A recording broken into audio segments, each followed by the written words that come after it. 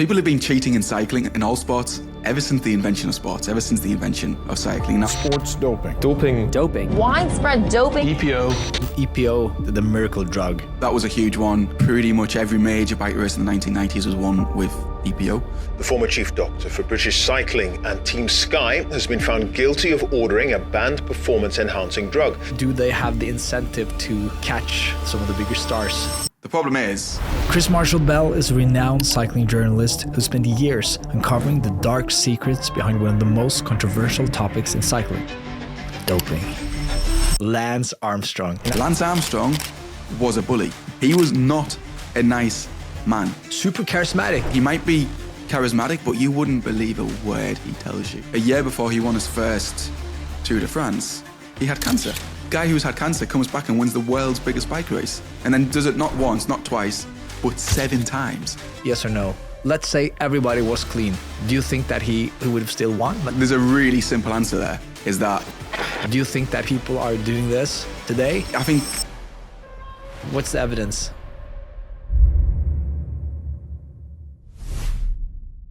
For the listener who is listening to this, you might not know this, but I have some sports that I'm following religiously. And on top of that list is probably cycling. And so today is like Christmas Eve to me. This is because last year, in 2024, to me, the best podcast of the year was the podcast Ghost in the Machine. And it was made by today's guest, Chris Marshall-Bell. Great to have you on. that is quite a compliment, Asa.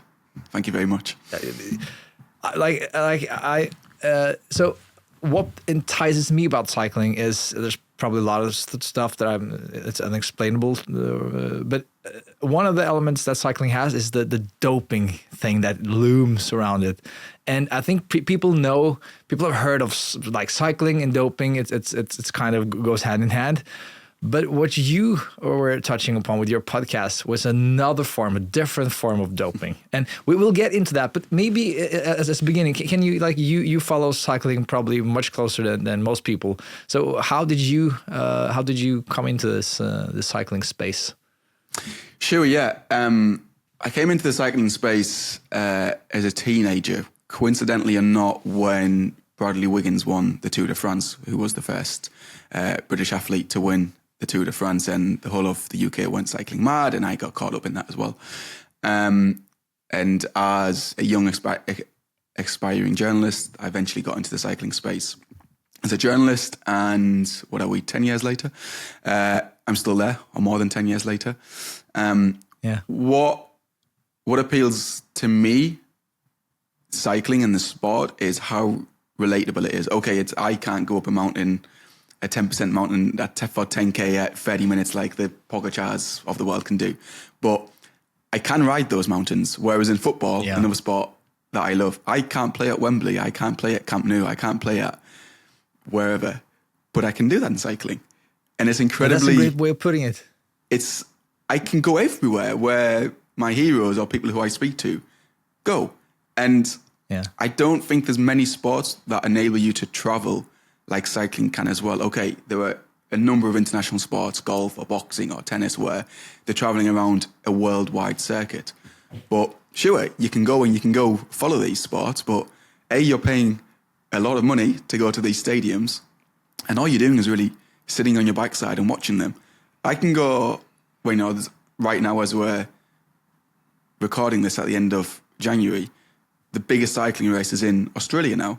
I could go to Australia. Okay, it's not cheap, but let's just ignore that part. I could go to Australia, watch the race for free, take my bike, and then ride all of the routes that these pros are riding as well. I don't think any sport offers you that level of immersion quite like cycling does.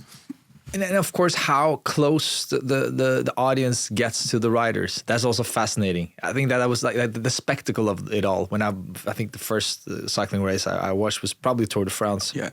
As most people, and the mountain stages when people are literally touching the athletes, which it's scary and it looks unsafe, but it's something like the spectacle of it that kind of attracted me, I guess, and also like the teamwork. There's several things about cycling that we can talk about that makes that sport to me super interesting. Yeah. And sometimes it's hard to explain. Like I got drawn to it for some weird reason, I guess.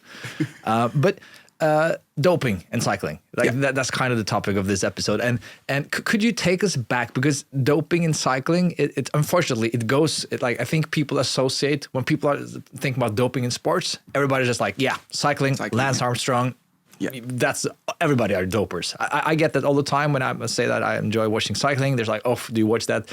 Sport is just doping, full of dopers, and unfortunately they're kind of right if you look at it in a historical perspective. So can you take us back? Like when did people start to cheat in cycling?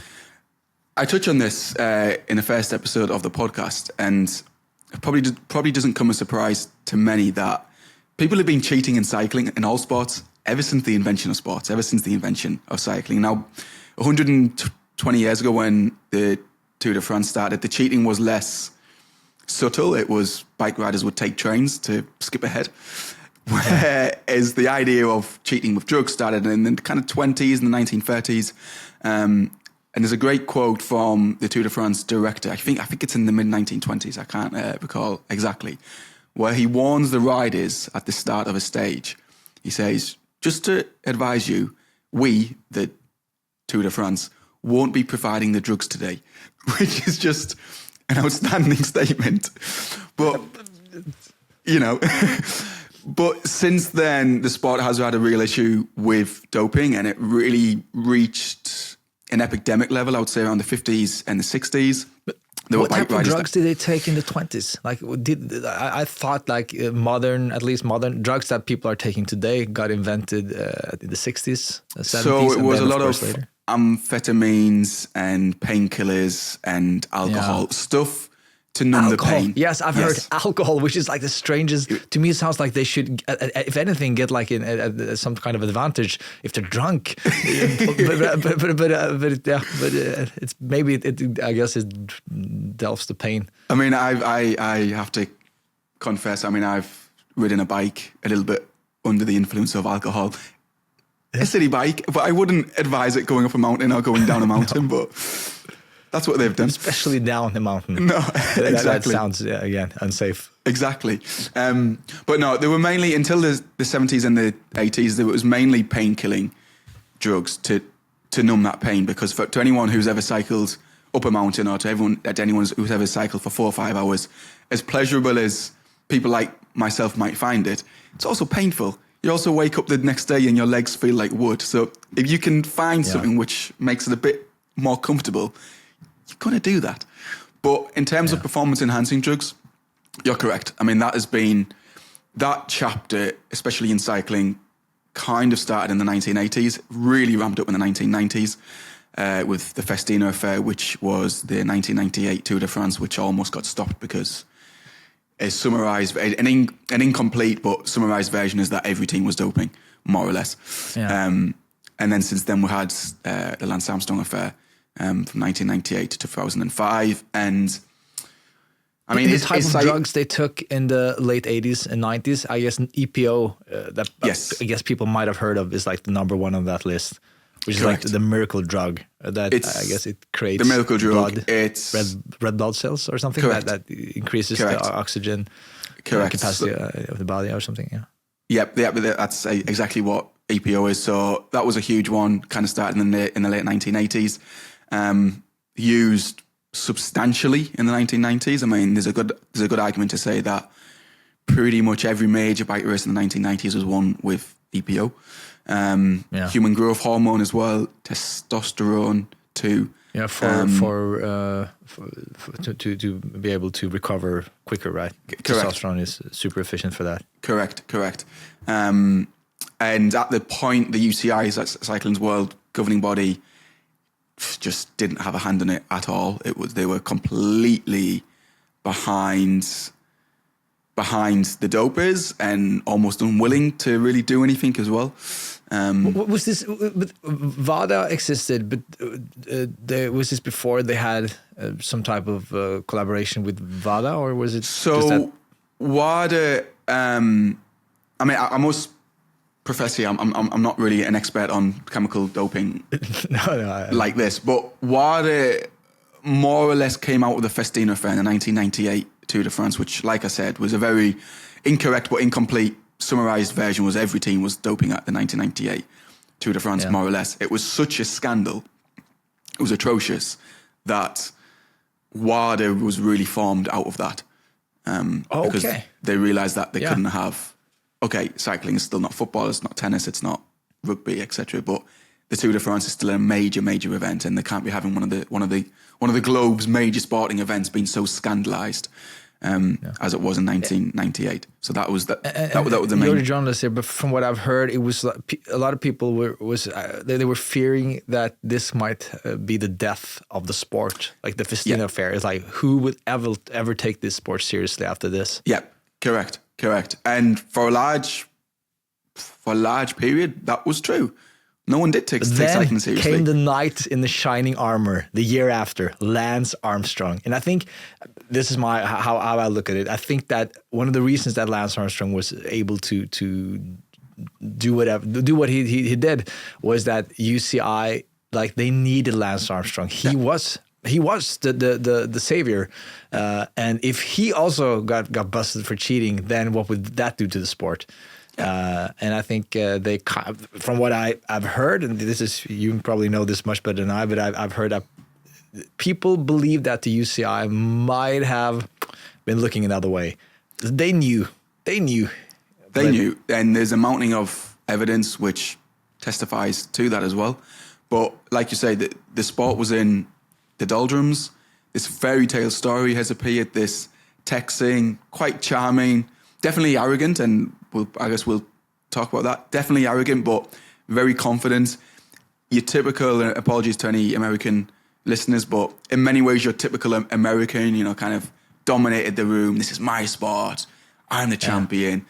And that was kind of what the sport needed. And to add to that, super charismatic. Like, you can really say whatever charismatic. you want about Lance Armstrong, but he's super charismatic. Look, he could, as the saying goes, he could convince an Eskimo to buy some snow. He's so charismatic.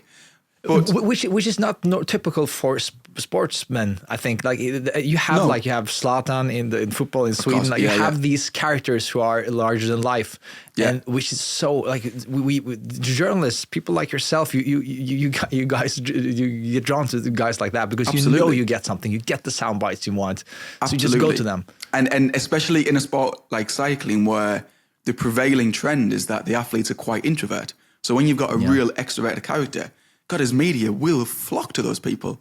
Absolutely. But the big appeal of Lance Armstrong was a year before he won his first Tour de France, he had cancer, testicular cancer. He recovered, but then this guy who's had cancer, I can't remember his age exactly, I think he was 27, I think. But guy who's had cancer comes back and wins the world's biggest bike race. And then does it not once, not twice, but 7 times. It's a fairy tale story. It is Hollywood. Yeah, but when talking, we will not talk a lot about Lance Armstrong, but it's hard not to when we discuss doping in cycling. Do you what are your thoughts on Lance Armstrong now? From what we know now, arrogant bully who, in retrospect, tarnished the sport more than he created it, because all of those fans that he created from 1998 to 2005, you can even go up to 2009, most of those fans aren't fans of the sport anymore. They were, they'd been raised in this idea that cycling wasn't full of cheats, that it was full of fairy tale stories, and then you would drop straight back down, well, not straight back down eventually, 13 years later, by the revelation that it was all a massive lie. So I think his damage to the sport is absolute. And like you said, I guess we might touch upon this, but I don't think cycling is clean right now, 100% clean. Do I think it's one of the cleanest sports in the world? Yeah, I do. I absolutely think that. But to the casual man and woman on the street, if you mention if you say to them, tell me a dope sport, they'll say cycling. And why do they say that? Because of Lance Armstrong. And Lance Armstrong hasn't ridden a professional bike race in 16 years. 100%. But let's say if everybody at the tour in those years, because we know that he's the only people who were possibly able to touch him, they were also dopers. They admitted to it, or they've been busted. And the crazy thing about Lance Armstrong was that he was never caught. Again, maybe it was because of USI, he was protected. But don't you think that he would have, let's say everybody was clean, do you think that he would have still won? Like, was he not an amazing athlete, or do you think that he was an amazing competitor, and doping is a part of being an amazing competitor? I think you've touched upon it there. He was an amazing competitor. I mean, he was racing against two riders in particular who were generational talents more than Lance Armstrong. In fact, I've got two books right behind me there. Marco Pantani, who was a maverick Italian who tragically died in 2004, aged only 34. A lot of similar issues like Lance. And Jan Ullrich, who won the Tour de France in 1997. He should have won multiple Tours de France. Multiple. But he didn't because Lance Armstrong was there. Both dopers. Yes, correct. But on raw talent, Jan Ullrich was a better bike rider. Marco Pantani was a better bike rider than Lance Armstrong. Okay. Why is this is very interesting to me, because I feel like for some reason, to me, all of those guys are in the bad bucket in a way, and of course, there's an argument to say that Lance Armstrong is worse because of the bullying, because his charisma, and because of everything was organized, and he was more cynical in a sense. But that only, like, that one thing has made it so that now I feel like people have venerated Pantani. People are like yourself. You're reading books. You're kind of looking up. You're admiring those guys. Like Jan Ullrich is like, he's a generational talent, but he is a generational fucking doper. And the same with Marco Pantani. Correct. That's the truth. But why is that? Do you think? Is it just because now, like, we've kind of feel, because Lance Armstrong, he I think it's the same way in the schoolyard. If you have like the strong person, often a male, people, it's very hard to feel sorry for that person, even though, like, look at what Lance Armstrong has gone through, like the media, the scrutiny, like everything that's gone, like it's well deserved. He put himself in that spot. But like, we should also, to some extent, feel a bit sorry as a fellow human being. We should feel a bit sorry for someone having to go through that. But when it comes to Jan Ullrich and Pantani, then people are straight to we feel sorry for them. It was not their fault. They got forced into it. But with Lance Armstrong, it's like, he is the evil. He's the bad guy. Maybe he was sending the dope to Jan Ullrich. People, like, why is that? Like, this is fascinating. I think there's a really simple answer there, is that Jan Ullrich was quite a vulnerable, very shy guy. He came from East Germany, kind of struggled once the Berlin Wall fell to mix in with the Western world. Marco Pantani he was the pirate, but he was charismatic. He was a little bit like how the Argentinians see Maradona. He was one of them. He was just like the average guy in the street. He was full of problems, but on his day, he could be a world beater. Lance Armstrong was a bully. He was a fucking bully. Yeah. He was not a nice man. He was not a nice man. He is not a nice man. He is a bully. He is a manipulator. He will stab people in the back. There's nothing. He might be charismatic, but you wouldn't believe a word he tells you. He will stab you in the back. He's a bully. But that's my point, kind of, is that you are judging that. So people are using. So people want to dislike Lance Armstrong based on what we know, but they know that it's kind of illegal to hate on someone and to kind of crucify them for being a bully, because there's several bullies out there.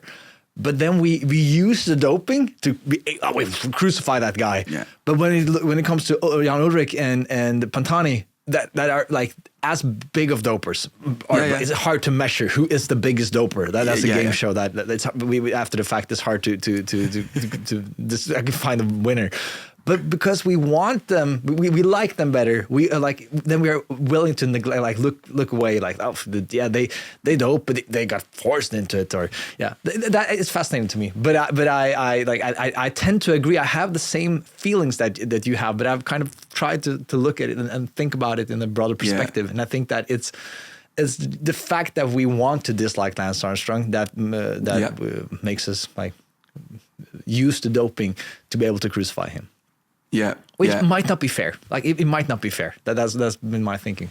I think it also, the other element to that is that even though he admitted to his doping, he was forced into admitting it, to be honest, and he's still not really remorseful today. He doesn't regret any of his actions, and I think that's also that. I think that's quite painful to a lot of people. And yeah, you know, he did win those 7 Tours de France. Of course he did. Of course he did. No one else won those Tours de France. No, okay. But he cheated this was a sidetrack, but it was a fun one, and I think that I want to talk to you again, Chris. I can already feel it because there's so much stuff to touch upon in cycling, past and present. But let's go back to your amazing FM podcast, The Ghost in the Machine, where the Ghost in the Machine is motors, and that's a kind of doping that I have heard about. I've heard 10 years, 20 years. I've heard people talk about like motors in cycling, but there's never been like any major cases, and I'd kind of forgotten about it. And then I found your podcast, and it's about motor doping, which is like, people say that is a worse kind of doping. That's strange to me because it's not people. I heard this you interviewed, you talked a lot with this leader of the Belgian Cycling Association or something. He was saying this, which was strange to me. It was like, he could kind of accept blood doping because it was kind of enhancing your own body, but at least you were out training. But motors, like that's even worse. To me, it's like it's both bad. But tell me about your, like, how did you, like, why now, and how did you get interested in this motor doping thing? Yeah, so I've been a cycling journalist for about 10 years, and this has always been, like you say, something in the background, a conspiracy, kind of a fun conspiracy to debate. Yeah. Once in a while, was Cancellara using a motor? Was Hejadal using a motor? You chat about it for 4 or 5 minutes and that's it. You don't think about it for the next 4 or 5 months. I'll be honest, my entrance into this podcast was not actually my interest in motors. It developed into that. My interest in this podcast was, I'm sure we're going to get onto her, the first person and still the only professional athlete to have been caught with a motor in her bike was a young Belgian girl. She was 19, Femke van den Driesche. And I was sitting at home about 2 years ago and her name reappeared. I was watching some YouTube. I was down one of these YouTube rabbit holes and her name reappeared and I watched the video. We've all been there. And I watched the video and it occurred to me that she was 19. She was a really good looking girl. And I thought, what the hell happened to her? Like, she had the whole world at her feet. She was under 23 European champion. She had these movie star good looks. She had it all to be a superstar in the sport, at least in Belgium, where cyclocross is a religion. I was like, what actually happened to her? And I was really interested from the human perspective. She was 19, and she's only 1 year younger than I am. I thought, I want to know what happened here. So I set out on this trail to literally just find out, like, who is she? I thought it'd be a really cool story to find out 8 years later. What's she up to now? Is she still cycling? Etc. Really not really giving too much thought to the motor doping aspect of this. But as soon as I started, one can of worms opened, and then another opened, and then another opened. And before I know it, I'm knee deep in this motor doping world. And now I'm kind of the voice for this now, which is great. I'm going to blow my own trumpet here, but I'm now the expert in motor doping in cycling. People come to me now. You're probably the leading expert because you've talked to everybody. But maybe we should define motor doping just quickly for people if they're not following. Sure. Help us with that.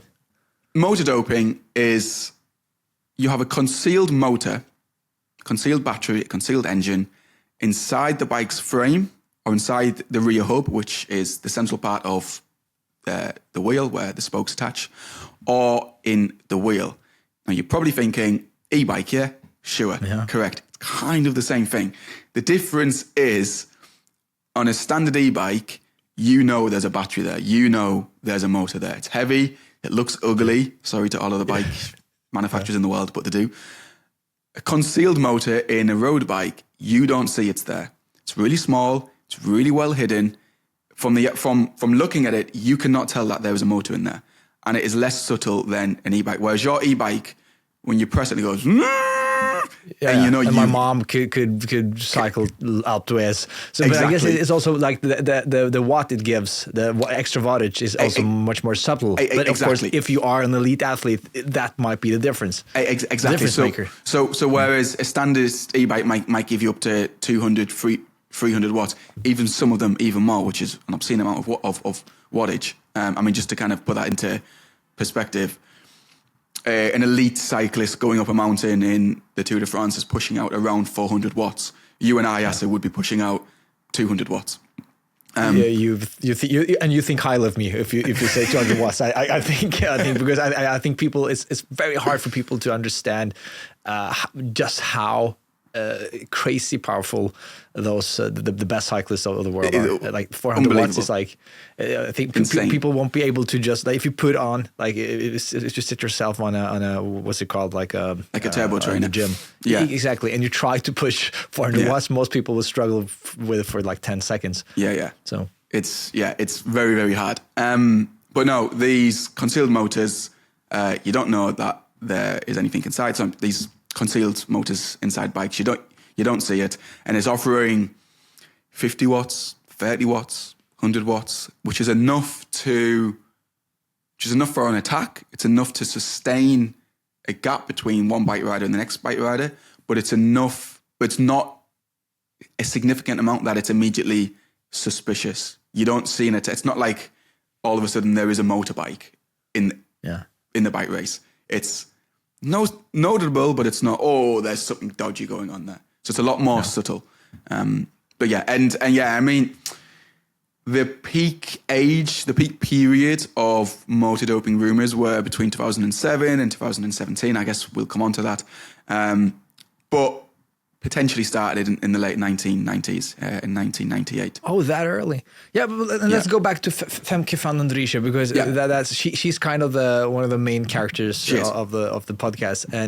And as you mentioned, the reason why she's relevant is that because she's as you mentioned, young Belgian cyclocross athlete, and cyclocross is probably not that well known for most casual cycling fans. No. But it's super huge in Belgium and Netherlands, like those countries. It's like maybe the biggest sport. I'm not sure. It's like they have these huge events. Yeah, and with of course with Matthew van der Poel and what's his face? Wout van Aert as well. Wout van Aert, of course, becoming like amazing, great road cyclists. The sport has grown in popularity. I've started to follow cyclocross because of Van der Poel and Van Aert. Yeah. So Femke van den Driesche, she was the first one that got caught. That's why she's relevant. Yeah. And that was in 2016. Correct. It was at the Cyclocross World Championships in late January 2016. Now, and what fascinated me the most about that was that was, you said in the podcast, that was the first time, very first day that UCI was actually looking for motors. And then what a coincidence, eh? The first time you ever test someone, you find someone. That sounds like a strange coincidence. Wow, amazing.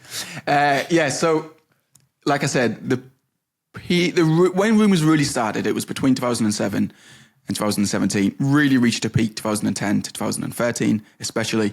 The sport was completely on the back foot with this. They would occasionally dismantle bikes. There was an odd rollout of an X-ray machine. They tried a thermal imaging camera. It was all haphazard. It was a bit, today we're going to see if we find anything. But it wasn't anything. It wasn't a structured form of testing. And to be honest, it was very, very easy to get away with motor doping. Very easy. Very, very, very, very easy. But didn't they dismantle some of the winners' bikes, not all the time, but they did that. Not all the time. I think that we will talk Correct. about Fabian Cancellara, one of the we will talk about him eventually. greatest legends of the sport. We will look at some footage after, but I think that they have dismantled his bike on a couple of occasions, right? Or am I wrong? Yeah, correct. So they did dismantle bikes. Now, my slight tangent, which is relevant, my big concern throughout this podcast, historically and even today, is that even though today, I'm just going to jump ahead just for 2 seconds, even though today there are good systems in place, I don't think it's 100% foolproof, but there are good systems in place. My big issue is that it's still the sport testing itself. Let's remember, this is a small sport, a niche sport, a sport that doesn't want a scandal. The sport is testing itself. That's not good enough for me. That's not good enough. You need independent. It seems like there's room for corruption. Correct. So, but okay, but Femke van der Driesche, she got caught. So in this cyclocross race, she was going to change bikes, because that is also, we'll get back to that as well. But people changing bikes all the time, So I mean, it's for anyone who hasn't really seen cyclocross, it is normal to change bikes. Really normal, because they cycle through mud, they cycle through sand. Anyone who's ever cycled through sand on a bike will know that the gears don't really like it. Anyone who's ever cycled through a lot of mud knows the bike doesn't like it. So if you can get a clean bike, you will get a clean bike. So there's nothing inherently suspicious about changing a bike in a cyclocross race. What happened? Well, what happened here in the World Championships was actually Femke she was European champion. She was one of the favourites. She'd had a really bad race, actually. She was languishing down in 15th or 20th, not where she should have been. She should have been in the top 5. Her chain then snapped, and there's amazing footage of her crossing the line to go into the pits to change her bike, and she looks really downtrodden and really sad. And she goes to get her spare bike. The spare bike's not there. So she starts thinking, where's the spare bike at? She now hasn't got a bike because her other bike the chain's broke. Her spare bike's not there. Her father's not there. Her mechanic's not there. Her brother's not there. Where's everyone at? So she abandons. What she later finds out is that on the very first day, the UCI, so Cycling's World Governing Body, has got an approved form to find motors, which is this magnetic scanner basically attached on top of an iPad. They've scanned her bike, their very first bike they find. And they say it's not a tip-off. They're insistent it's not a tip-off. Their very first bike they scan, beep, beep, beep, beep, beep, beep, beep, beep, beep, beep, and they find a motor in her bike.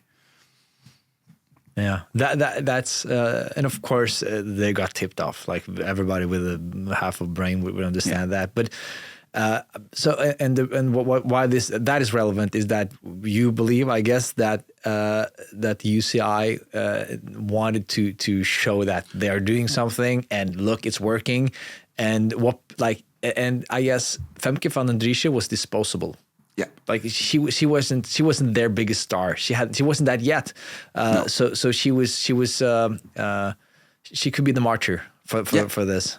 She was the perfect person to be the subject of motor doping, because she wasn't a professional yet. And I think she was female, which I think helps, actually. Yeah. It's easier to make it. Yeah, it's true. It's easier to make a scapegoat out of a woman. And at this point in 2016, women's cycling wasn't at the place where it's at now, where it's thankfully it's at a very high level now. It wasn't like that in 2016.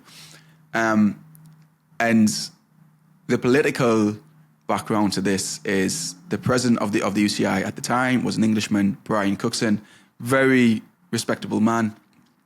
He's a cyclist. He's first and foremost, he's a cyclist. He's a cycling fan. Then he's a politician. But in the background, you've got the UCI elections are coming up 18 months after that. The front runner and eventually his successor is a Frenchman, David Lepartient.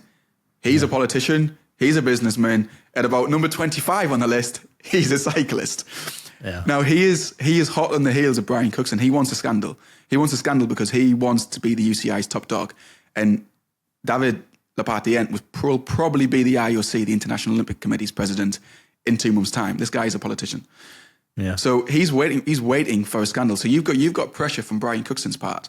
They could really do with showing that they're on top of this motor doping issue.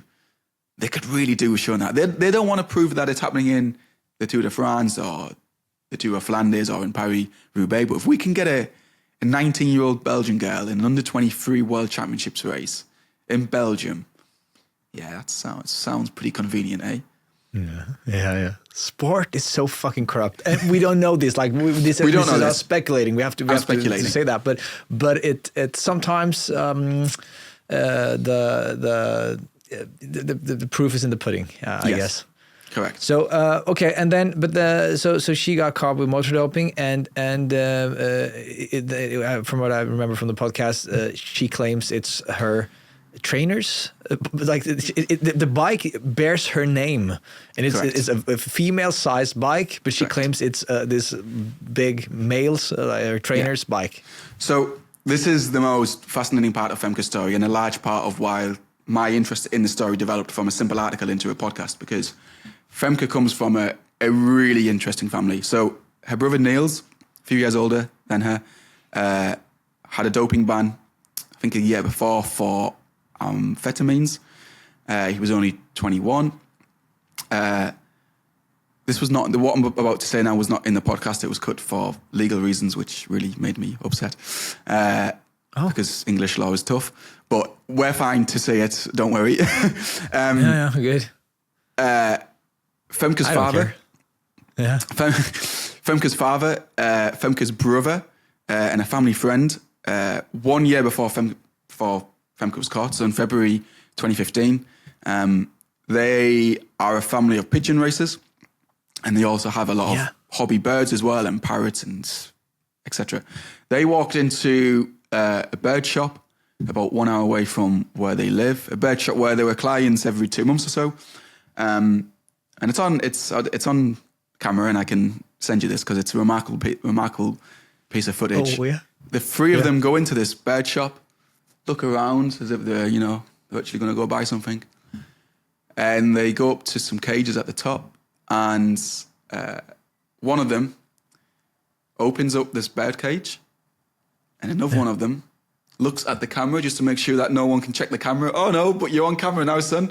And goes into this bird cage and steals two English canaries, and puts the 2 English canaries into their suit pocket, and then walks out of the bird shop. And these 2 English canaries both cost €400.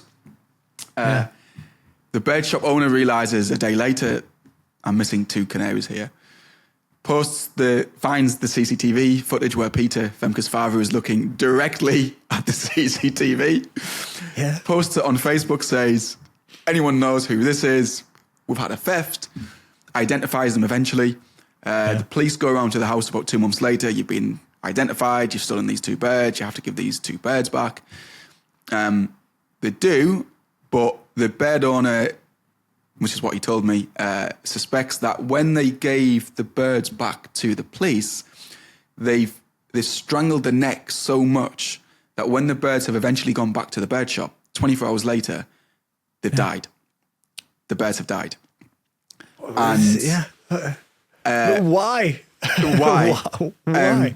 Peter, Niels, and the family friend, they went to prison for this. And I have to check my notes because it's been a while. I think, this is not 100% because I can't recall. I think Peter and Niels got suspended sentences for 4 months and had to pay a fine as well. So no, they have a criminal record for stealing birds. So this is Femke's family.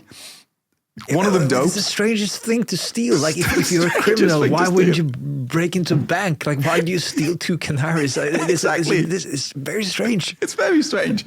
So this is Femke's family. They steal birds. They go pigeon racing. Very good at pigeon racing as well. Yeah, you mentioned really in the podcast. You talk about pigeon racing in there, which is has us. I didn't completely get the connection, but I was waiting for them to be doping the pigeons. That was what I was thinking. Well, this is the connection. This is the why it's in the podcast because I'll stop while there's a big motorbike going past me. Yeah, this is why it's in the podcast, because, we've got no evidence that the Van den Driesches and their families have doped pigeons. We've got no evidence at all, so I'm not even going to start accusing them of this. What I will say is that pigeon racing is one of the most doped sports in the world. It is. Yeah. If you think cycling has a history of doping, do yourself a favor and type in on Google pigeon racing doping. It is. Yeah. It is full of doping. But what is I have to ask, is there money in pigeon racing? Not really, no. There's not really much money in pigeons. Sense. I can understand people doping in cycling, because if you are the best, like Lance Armstrong is probably good for a lot of millions of dollars still. Yeah. But pigeon racing, what's the incentive? It was a family love affair. They just loved this sport, which is fair, but they would dope the pigeons. Well, hang on, let me rephrase that. We don't know that they were doping pigeons, but a lot of people racing pigeons. Yes, there's a big history of doping in pigeon racing. So, we've got this family who first lovers pigeon racing, a really dope sport. One of the sons is a doper, a cycling doper. The father and the brother have a criminal record for stealing parrots, English canaries. And then they've got a roofing business which has gone bankrupt multiple times. And also this roofing business lists a number of activities. They're not just limited to roofing. They're also selling bike parts. They're selling cars as well. It's like any roofing contractor who I've contracted only deals in fitting tiles onto my roof. They don't do all of these other 20 businesses which the Van den Driesches are claiming to do. So we've got this picture of a really chaotic family with fingers in every single pie. And it's I'm going to do a story on these guys. Absolutely. So to go back to kind of where this motor came from with Femke, she, my working theory, and I think it's a very solid theory, the family wouldn't really speak. I mean, we'll talk about this, but Femke spoke. Femke's father didn't speak. But my working theory, and it's a working theory which everyone has, to be honest, is that the motor was put into Femke's bike because it was Peter, her father's idea. Because they seen that she could have been a superstar. They were looking, to make her a superstar. So it was Peter's idea, put the motor into his daughter's bike, make her into a superstar, and then, we can get all this money. Now, where this falls down is that if Femke gets caught, oh no, your daughter's going to get a ban from the sport. So they decided that the person who would take the hit for this was her father's best friend, Nico van Mulder. So they said straight away, it's not Femke's bike, it's Nico's bike. So this is a family friend, it's Nico's bike. Problem is, like you've already said, Asa, the bike is Femke's size, it has Femke's name on it. I've seen this bike, I've literally seen this bike. Yeah. It's got Femke's name on it.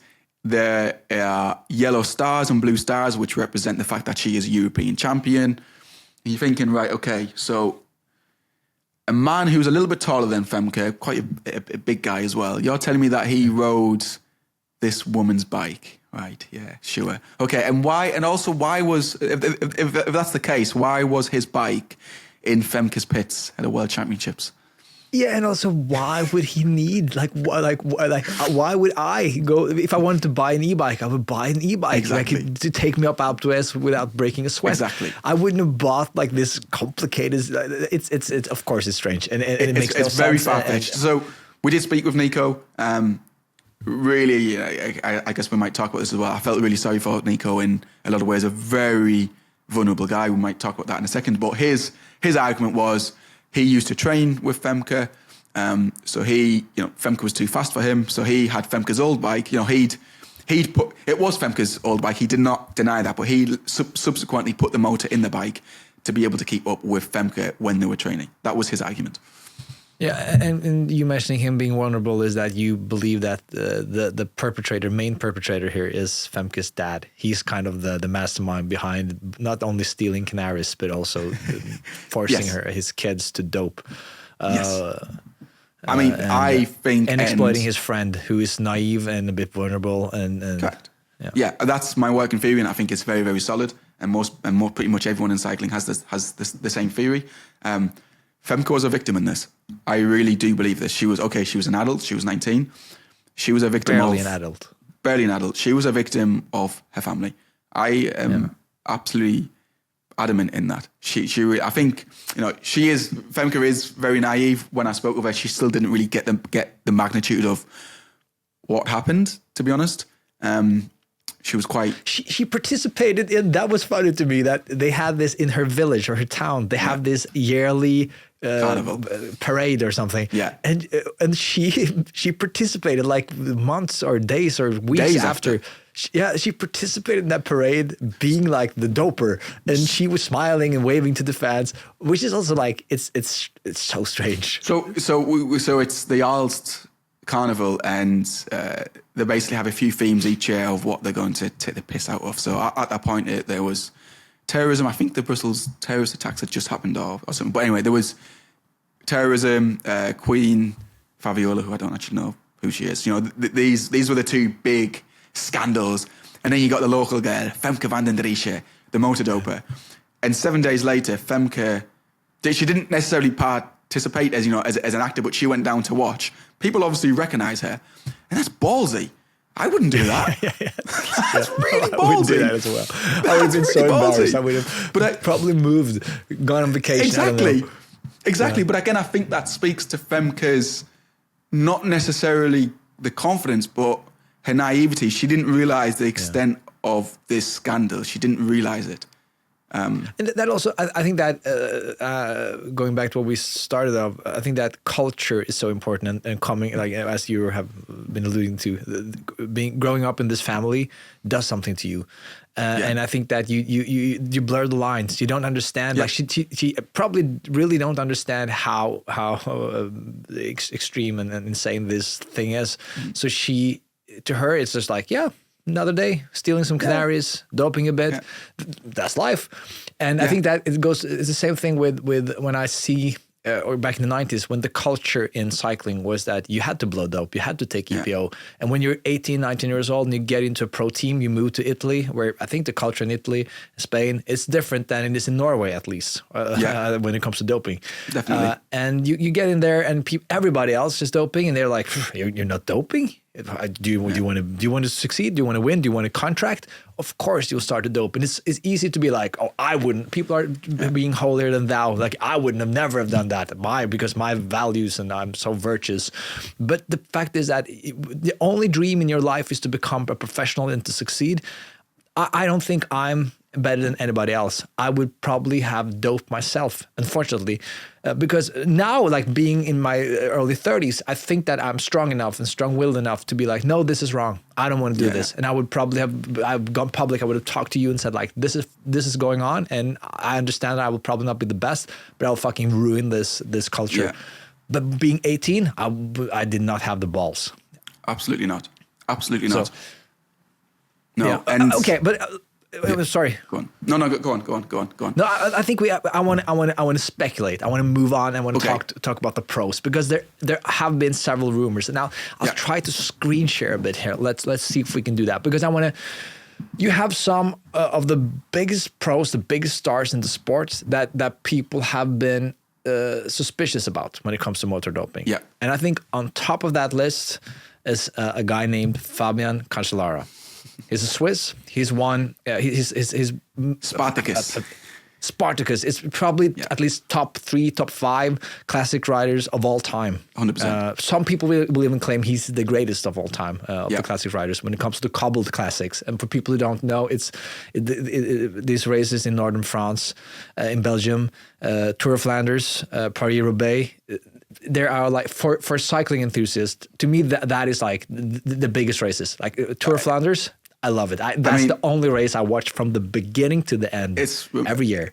It's amazing. And Roubaix, I would say to anyone who's listening to this who doesn't know much about cycling, Roubaix this year is Sunday, April the 13th. Watch Paris-Roubaix. You will be amazed. It's insane. How stupid this event is. How stupid and insane. And the reason why Paris-Roubaix is so insane is that they are riding their bikes on cobblestones, and it's not just like ordinary cobblestones that you can find in your local town if you live in Europe. these cobbles are. It's messy. They're like they're huge gaps. I've never, unfortunately, I've never been there. I've never rode my bike on them myself. I don't know if you maybe have done that. I've not ridden my bike, but I have been to the race, and it's insane. You would never ride your bike on those cobbles. That's basically it. Never. But anyways, so Fabian, so these races, Fabian Cancellara is one of them. Let me see if I can share my screen here. We will look at the first shop we will look at is 2010 Tour of Flanders, where this let me see. This is not this. There we have it. Maybe. Okay. You see my screen? I see it. So this is the Cancellara in the front. Tom Boone, also like maybe an even bigger legend than Cancellara. Yeah. In the back, in the Belgian shirt. Belgium. Where's this? This is on to the Kammelberg, I think, if I'm not wrong. Yeah. I think it's on the Kammelberg, which is one of the hardest climbs. Yeah. Okay, this was some people. This is like super. Yeah, there we go. This is the hill. Moment. Cancellara in the back, preparing to attack. So what's remarkable for this super steep, right? Is that Boonen is out of his saddle. Yeah. And here, this. Some people are struggling in the back. And it'll come. Here we go. This one here. Cancellara just attacks. He's seated and Bowen is standing in his saddle trying to, but then he gets like meters after meters in seconds. Wow. Yeah. So it might be a bit hard maybe for people to see, but this is like I think people are. This is like one of the main footages where people believe that Cancellara was using a motor, right? Yeah, correct. There's that one, and a week later at this Paris-Roubaix. I think we have that as well. This is from Paris-Roubaix. Okay. The week after. Yeah. This is Cancellara in red again. Yeah. And he just seated down, and then all of a sudden, look at him. What? It He looks just weird. Flies It looks like past people. What is this?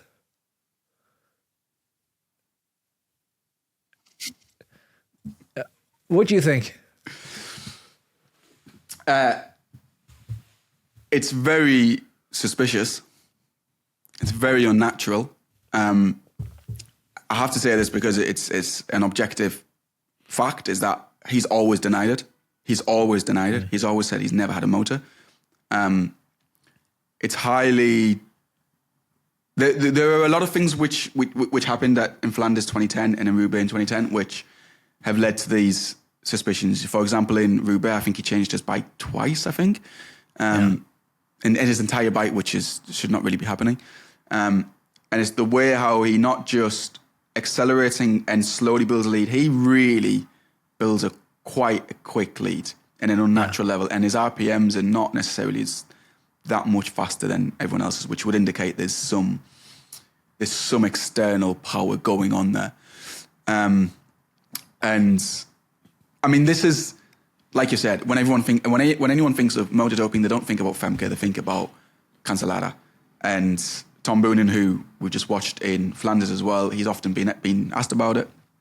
Has always been quite guarded in his response. He's always, you've always been able to read between the lines that he thinks Cancellara maybe had a motor, but he's been quite guarded. He's been prepared with what he said.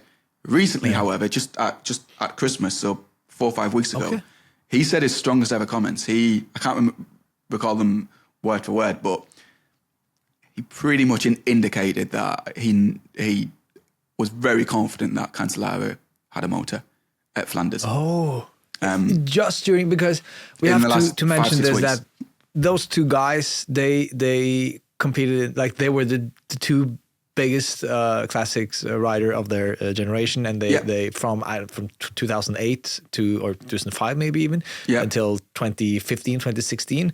Those two were the guys to beat in those two races, and they've won in between them. I think they won like 12, 13, 14 of those two classics. Right? They're like they're on the top of the list of the most wins ever. And Tom Boonen in Belgium is a god. Is an absolute god. In fact, I've just got his quotes up. So this was late 2024. He said, "People often bring it up with me, but I'm the last person who should comment on it. So I should probably just not talk about it. I don't know what's true or what isn't. I have my thoughts on it though, but I'll keep them to myself for now." Yeah. Well, that's saying something without saying something. Yeah, and then okay, actually, I might as well add this because it's good context. He talks about Cancelara's second bike change in Roubaix, and he says, "At one point, I saw him struggling to get to the right side of the road before that left-hand turn. Then he jumped off his bike and grabbed a new one. 3 seconds later, he was riding next to me again. I thought, that's strange.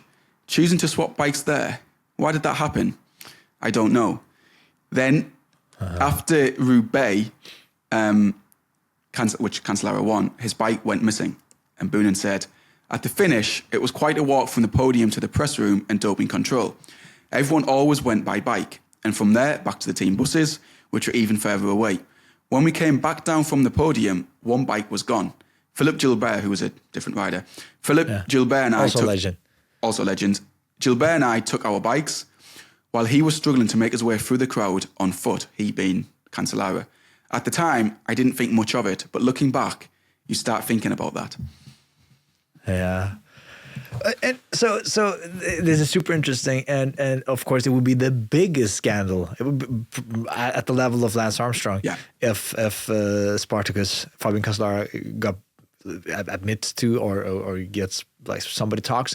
But the arguments against maybe is that this is not like the only two races Cancellara won. He won a bunch of races. And of course, he could have used the motors in all of those races, but I might be wrong here. But I when I did some digging into this, because I got, when listening to your podcast, I got super into it. Of course, I went deep on YouTube, I went deep on Google.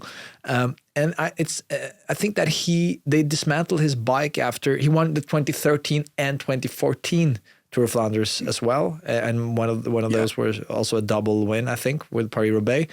And I think after one of those Flanders wins, I think his bike was dismantled. But of course, that could be, again, if he changes his bike twice or thrice, that could be, I don't know if they dismantled all his bikes.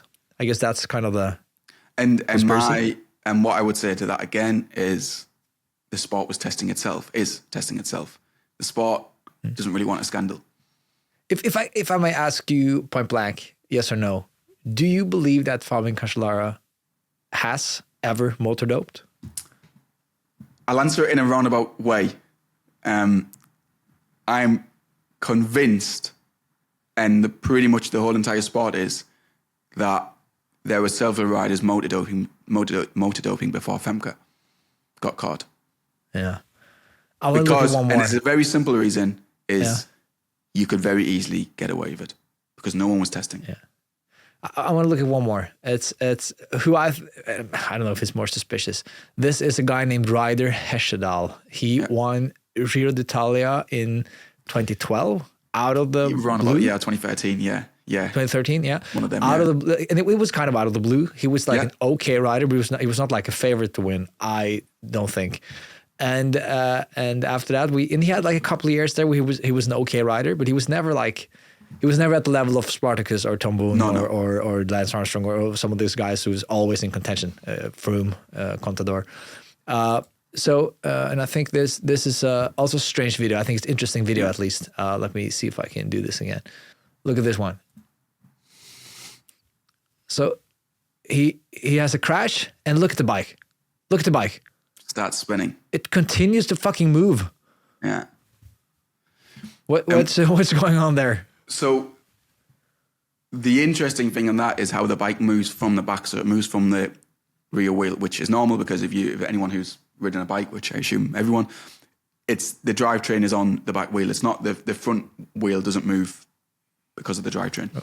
but it's the back wheel which is moving, which indicates that something is still turning that drivetrain. It's not the bike rider because he's now off, he's on the floor. Yeah. But something is still turning those pedals and driving that drivetrain, driving the gears. So you naturally ask, well, what is that then?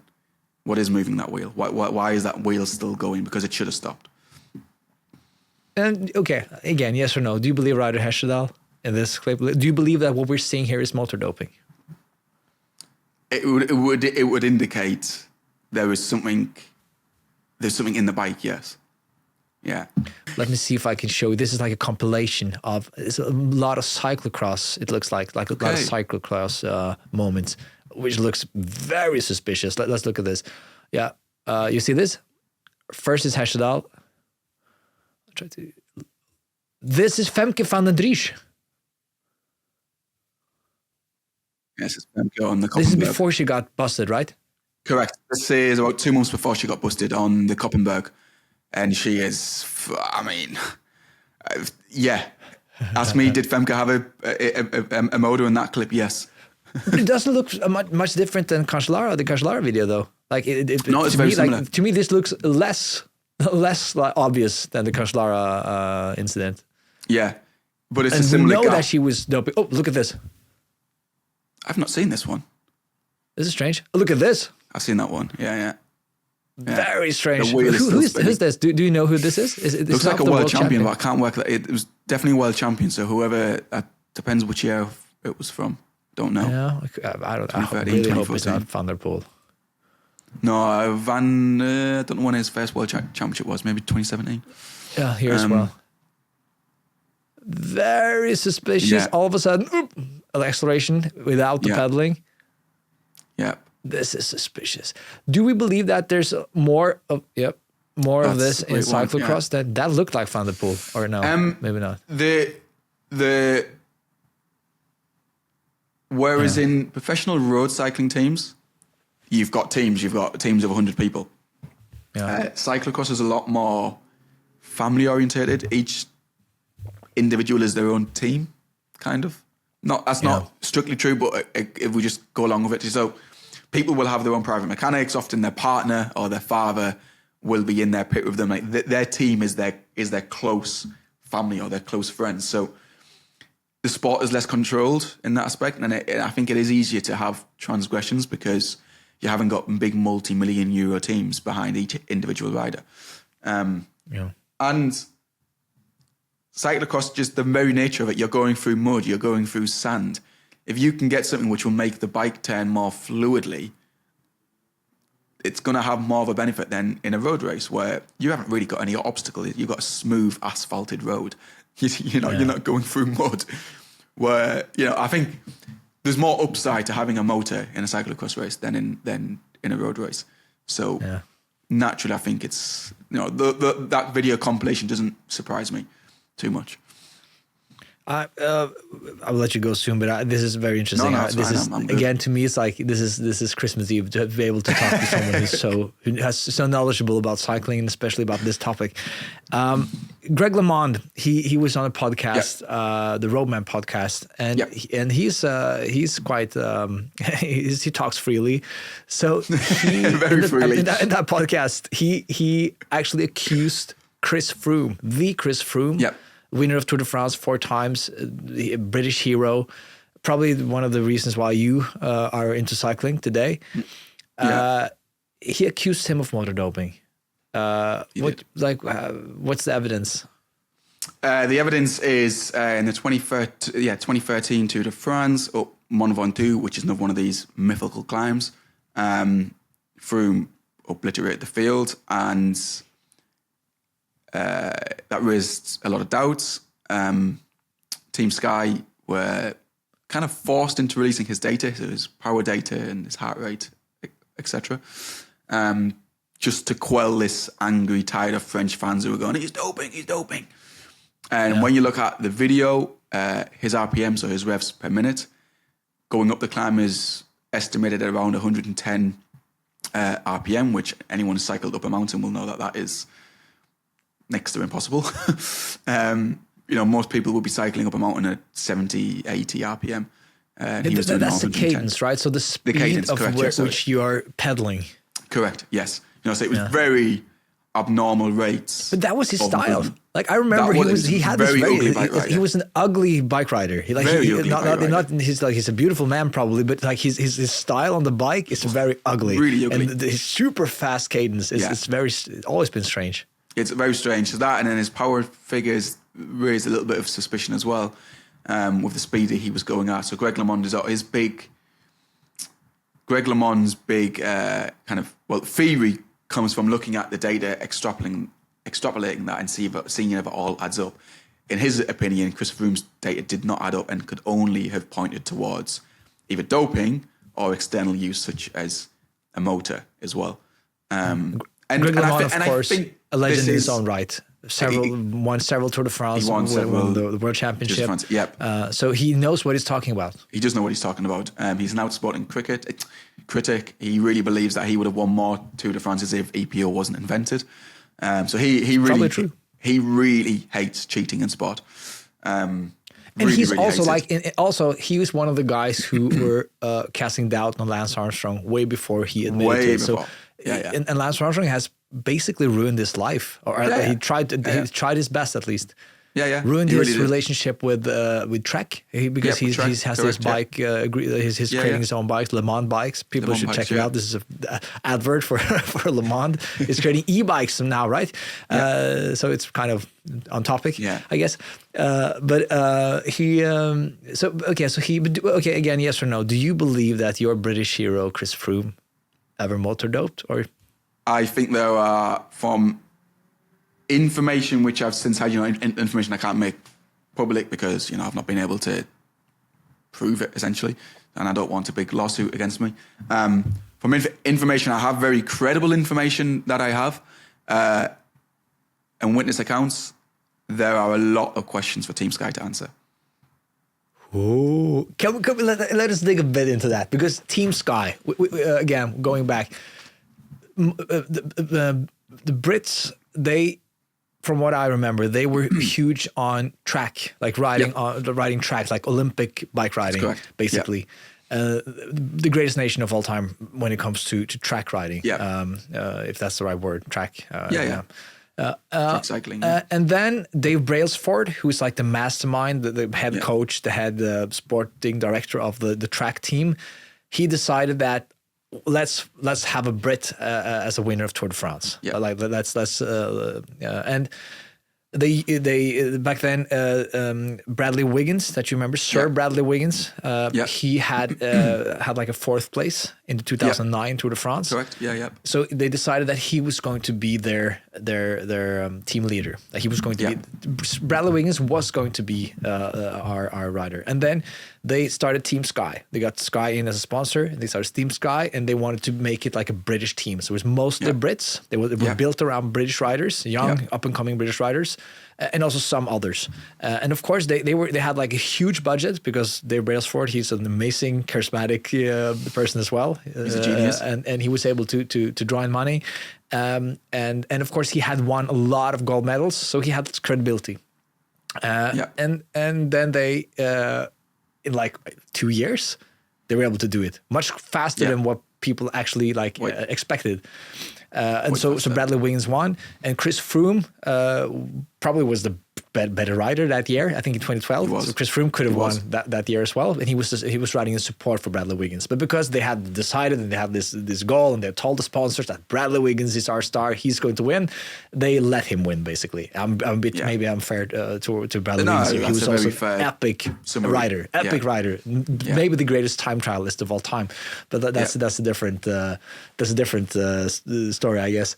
And the claim that they made themselves is that they had this marginal gains strategy, that they were going to be slightly better at all, like 1% better than the rest on everything, and of course that adds up, and eventually they're like 20% better in the end.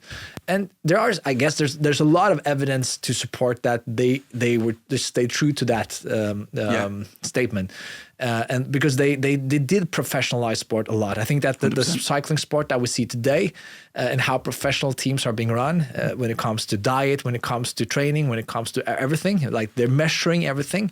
A lot of that comes from Team Sky. Yeah. But you say that they didn't just focus on the legal stuff. They might have focused on the illegal stuff as well.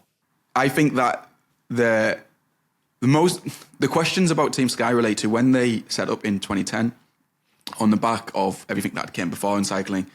They said that they were going to be the cleanest sport. They had this blue line down the back of their jersey and said this line represents the line. We don't go over that line. It's black or white. The problem is that we now know that Team Sky used a lot of, we're very deep into that grey area where, performance enhancing drugs which are legal, but which are very questionable. They use a lot of TUEs, which are therapeutic use exemption orders, which is where an athlete can use a banned drug, but because they have a medical problem such as asthma. So they were operating in these grey areas, and the problem was that they said that they were going to be whiter and white when they actually weren't whiter than white. Now I don't believe that Team Sky was a systematic. There was no system doping like there was with US Postal and Lance Armstrong. I don't believe that at all. I really don't. But I do believe that they operated in the grey areas as much as any other team operated in the grey areas. To the contrary to that, like you said correctly, they also advanced the sport significantly. They turned a professional sport, of course, but a lot of the daily activities, a lot of the daily structures were not professionals. It was still normal for the riders to go have a few pints after training. Yeah. Bike riders are robots now. They don't drink for 9 months of the year. No. Team Sky changed all of that. So it's fun to hear Mark Cavendish talk about this because he was a pro before and after this Team Sky revolution, and he talks about how training was fun before. Now training is boring and it's robotic and Team Sky did a lot of good, but they operated in this grey area and they set themselves up to fail because they said they were going to be whiter and white, and that wasn't the case. And I think it is relevant when talking about Chris Froome is that Chris Froome was born in Kenya. He's not really British. Okay, his family's British, but he's never really spent any time in the UK. He changed allegiances when he turned out he had a bit of potential in cycling. Normal, he could then get British cycling funding. But he was a no one. No one knew anything about him. 2011, he finished second at the Vuelta a España, which is one of cycling's 3 big Grand Tours. Subsequently, he's won that because the winner has simply failed a doping test. But there, 2012 Tour de France, no one knew him. No one knew who he was. Finishes second, clearly the best bike rider in the race. Then wins 4 of the next 5 Tour de France's. Wins 1 more Vuelta, wins the Giro d'Italia as well. His Giro win is the most insane epic. Giro win of all time. Epic. Unbelievable. This guy was 4 minutes down with 2 stages left and then attacked. If you would ever need a motor, it would be that day. Thank you, yeah. But what I'm getting at here by telling you was a very quick bio was that this guy appeared on the scene, unknown, backed by a lot of money in Team Sky, overnight success, literally an overnight success, had a really awful accident in 2019, a life-threatening accident, really terrible. Yeah. Fortunately, he could walk again. Fortunately, he could ride a bike to the shops. A miracle, he can even race a bike. He's still racing his bike 5 years later. But the performance drop-off was stark. He fully recovered from his injuries, but he's never been he can't even be at the front of a bike race anymore. And so you got this from nowhere to best in the sport to suddenly drop off completely when he left Team Sky. And the circumstance to that, this guy had a life-threatening crash, but it certainly makes you think that everything was set up for him at Team Sky. Everything. Yeah. was set before But him there's a to long way succeed there. from taking some extra asthma medication to having a motor in your bike, right? And this goes back to what you said at the very beginning of this podcast about the Belgium coach, Just Smets, who said, if you're doping, you still have to do the training. If you've got a motor, okay, you still technically have to do the training because you're not going to have that motor on all for the 5 hours of the race. But if you've got a motor, you don't need to be the best bike rider in the race because you just press the button and then you go. Yeah. And I would agree with Just Smets and everyone else who says that motor doping is worse than chemical doping because it is more outlandish. It is, I mean, it's the base. It's the ultimate form of cheating. You whack a motor it's like, in a bike. it's like almost like taking the train. It's like that's probably even worse, but it's because then you're not even on the bike. But I guess like the farther away you come from doing the job yourself, the worse. I could understand that. Yeah. And normal doping, even today. I mean, like, you know, I think today's sport is way cleaner, but I think they're all operating in grey areas. I think they're taking a lot of drugs today, which will be illegal in 5-10 years. But I can understand why any bike rider would do that today but they could say, well, when everyone else is taking these ketones or whatever it may be, breathing in carbon monoxide, which is a separate podcast. But motor doping is a big fuck you. It's a big fuck you to all of your competitors. It's like, fuck you. It's so outlandish and it's so brazen. And I think the reason why I think it's highly unlikely that you see pro teams today or even Team Sky or people on those teams using motor doping is that it's the sheer, because Chris Froome he's not his own mechanic. Like he needs the team. So if Chris Froome was using a motor, then the whole team would have known it. They had to know it, or at least a lot of people. And a lot of people. The problem is that people have a tendency to talk, and the same, like the reason why Lance Armstrong got taken down eventually was that people eventually talks. It's like the reason why I don't believe most conspiracy theories is that you need so many people involved. It's like 9/11 was an inside job. Well, highly unlikely because people talk at one point. So, and I'm glad you mentioned that because my stance on this throughout the podcast, and I think I mentioned it at the start, is, you know, I thought this was a conspiracy at the start, whatever. I didn't really know much about it. I've already mentioned it. I and pretty much everyone in the sport is convinced that motor doping was happening pre-FEMCA when there was no tests. I don't know what's happening today. I really don't. My stance in the podcast is not to take one side. It's not to come across as this conspiracy theorist. I don't know if it's happened. I don't have exact evidence. I don't know if it's happening today. I think it's less likely to be happening today. But I'm pleased you mentioned that people talk because as much information as I have and as much credible information that I have, even of teams today, which might be doing this, the fundamental reason to believe that this is just a conspiracy, that this isn't happening, is like you just said, people talk. People can't keep their mouth shut. No. And to date, we've not had one whistleblower. No one's came forward on the record and said, I put a motor in this guy's bike. I was this guy's teammate and he used a motor. Not one single person. And that is the single biggest reason to believe that no one's done it. But that's kind of correct. The last thing I want to touch upon is the mechanic. I don't remember his name, this Hungarian guy who he claims to himself at least be some sort of whistleblower, but he was unable to come with some evidence.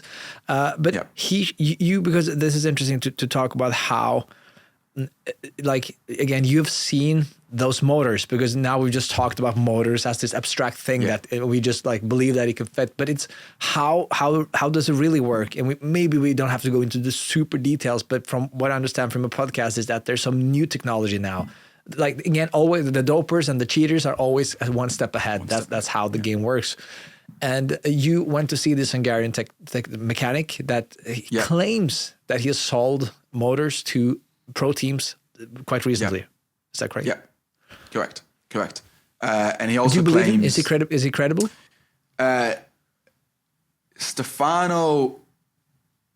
What I say about Stefano is that he's a bit of a maverick. He's extremely charming. He's extremely compelling. Quite scary as well. Got a massive ego. The only reason he speaks to the media, even though he's potentially if he is true, he is, you wouldn't think he'd be wanting to speak to the media because he's one of the main guys who's producing these motors. The reason he does it is he's got a massive ego and he doesn't think that he gets the credit he deserves. Do I believe him? I believe if Stefano tells you 10 things, 5 of those things are true. 2 of those things are half-truths, and 3 of those things are absolute bullshit. And you've got to figure out bullshit, truth, half-truth. But you tried one of his spikes. Did you feel like, is it believable that very technology could be used today? Yes, because I couldn't see the motor and it gave me a boost and it worked. I was a little bit taken aback by the weight of the bike and the sound of the motor as well. He said the sound of the motor wouldn't be audible in a bike race when there's fans in cars, and it's probably right, actually. But the bike was noticeably heavier. He said to me that, the pros wouldn't be riding a bike with a motor that gave that much power, because I think my motor gave me 240 watts, which doesn't need to be that much. So, they wouldn't be riding a bike with that much power, so therefore it'd be lighter. Technically today they would be able to, they've got X-ray machines today, so they would be able to see the battery inside the frame. So it would have to be something more subtle and more discreet. I believe Stefano was at the forefront of this technology in maybe as early as the late 90s, definitely in the 2000s, potentially 2010 to 2015. Do I believe he's at the forefront of it today? No, I don't. I do believe, though, and I've got a working, this is maybe a podcast in a year's time, a working theory from information right now that I believe he's still involved in the process, but not as the motor producer, but I think he's still involved. I think he's helping someone else, basically. Okay, this is a nice cliffhanger, and I like that. And maybe, but it's not. So he's not making motors, but what else is he able to do? Like, he's a mechanic, so I guess there has to be some engineering thing here. Exactly. Yeah. I mean, he's a mechanic. He's an engineer. I don't think if there are motors in the peloton today in professional cycling in 2025, I don't think they're using Stefano Varius's motor. I think they're using someone else's motor. But I think Stefano Varius maybe fits those motors. Yeah, this is interesting. This is very interesting. So I think he's still involved. And to end this with UCI, the well governing, the cycling's governing body. That's the word. You talk with them as well, and as you've said several times, the problem. So the believability of them finding like blood dopers or people using testosterone or EPO is that it's WADA that's doing the testing. So there's some someone else who's like there's a checks and balances here. The problem with the motor doping is that there's no other body that are doing the testing. So UCI has to do the testing themselves, and then you can ask the question: do they have the incentive to catch like the one of the biggest or some of the bigger stars?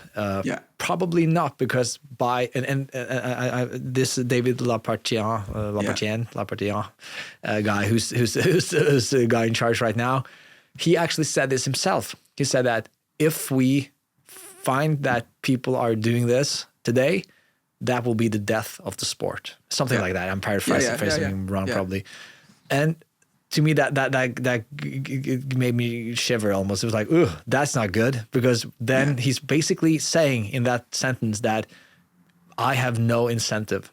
I don't want to catch anyone. I just want to give the impression that I'm trying to fight this. Yeah. But I really don't want to. I don't want to look under that rock. I want to find the rock, but I might not be willing to lift it. Yeah. And absolutely. I mean, and some of the people who've headed up the UCI's, they call it the fight against technological fraud, because that's what they term it. Some of the people in the past the last person, Mick Rogers, former Australian pro, no evidence of wrongdoing against him, but some of his former teammates were Alberto Contador, who's also been claimed to have had a motor, Ivan Basso, who has a interesting history in the sport. So why have you got a former cyclist who was linked to some dodgy characters fighting? Michael Rogers himself also has there's some smoke there, right? And whenever there's smoke, usually there's a fire. Yeah.